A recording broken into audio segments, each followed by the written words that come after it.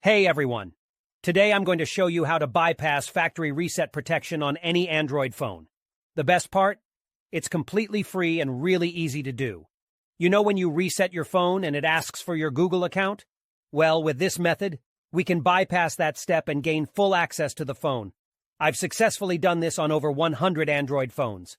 I'll guide you step by step through the process, so don't worry if you're not a tech expert. Just follow along and soon you'll be able to unlock any Android phone without any hassle.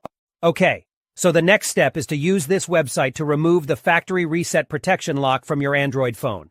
To do this, you'll need to provide 3 important details: your phone's exact model, its IMEI number, and a valid email address where you can receive notifications. Now you might be wondering how to find your phone's IMEI number. Well, there are several ways to do this. You can check the back of your phone, the original box it came in, or even your carrier's website. Your account details may also have the IMEI and serial number of your device.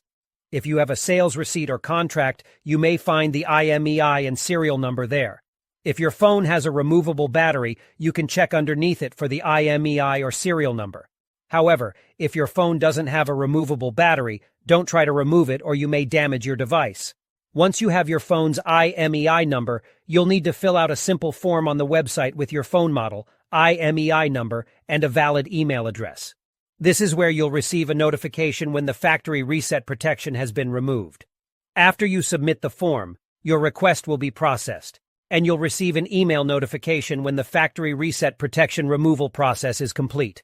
I'll show you an example of what the email should look like by logging into my personal email account. Here's the email I received, saying that the factory reset protection was removed. Let's open it up together.